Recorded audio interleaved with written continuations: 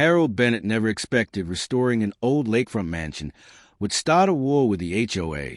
The property had been abandoned for decades beside an expensive private community. Most people avoided the mansion because the repairs looked impossible.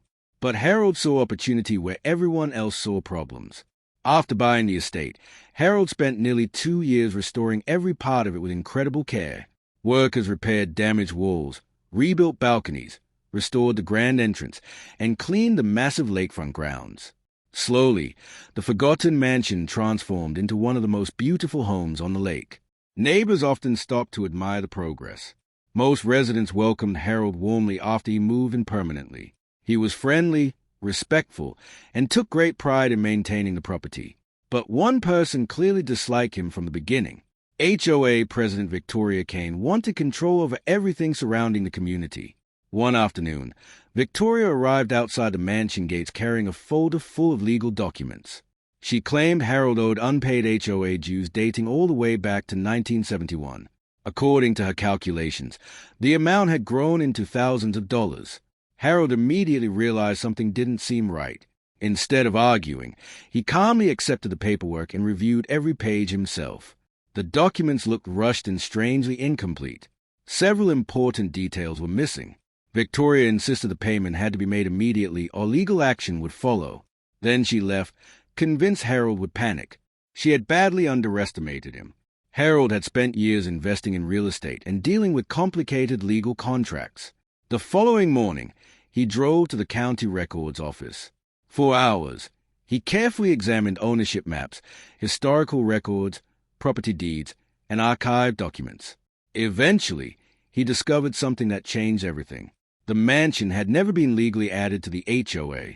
Historic county records clearly showed the estate had remained completely independent for decades. It had never been annexed into the homeowners association. That meant Victoria had absolutely no legal authority over Harold or his property. Harold smiled quietly. He immediately contacted an experienced property attorney. After reviewing every document, the attorney reached the same conclusion. The HOA had no legal claim over the mansion. Victoria's entire case rested on an assumption that wasn't supported by law. Meanwhile, Victoria continued pressuring Harold throughout the neighborhood. She warned residents that unpaid HOA dues could reduce nearby property values and claimed Harold was refusing to follow community rules. At first, some homeowners believed her. Others began questioning why she seemed unusually determined to target one homeowner. A few days later, Harold responded through his attorney. The response included certified county maps, official deeds, and decades of documented ownership history.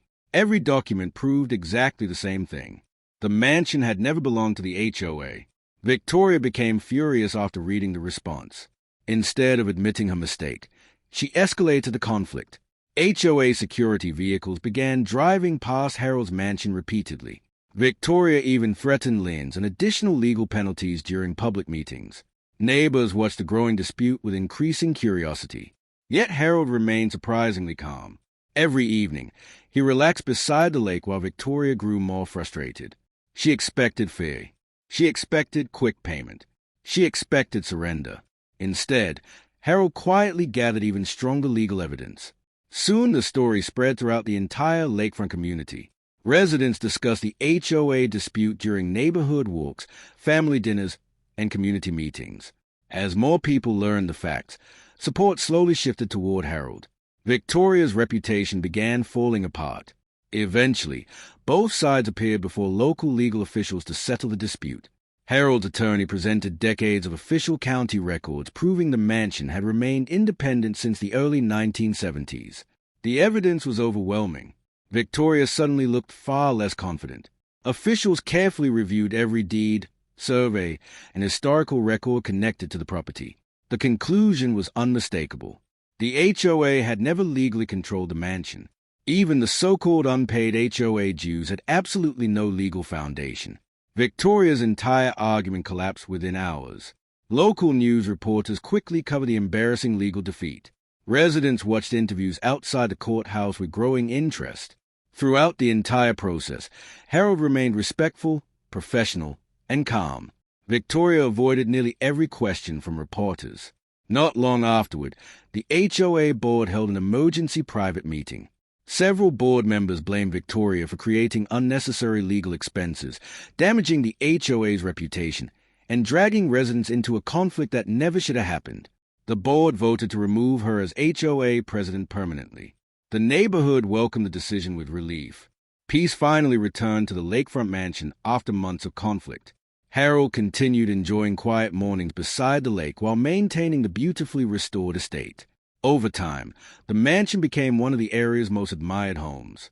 Even many of Harold's former critics eventually praised the incredible restoration work. Looking back, Harold realized that patience had been far more powerful than anger. Instead of reacting emotionally, he trusted facts, official records, and the law.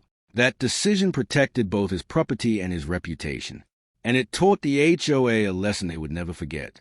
If you enjoyed this story, don't forget to like, subscribe, and turn on notifications for more HOA battles, property disputes, and unbelievable neighborhood stories.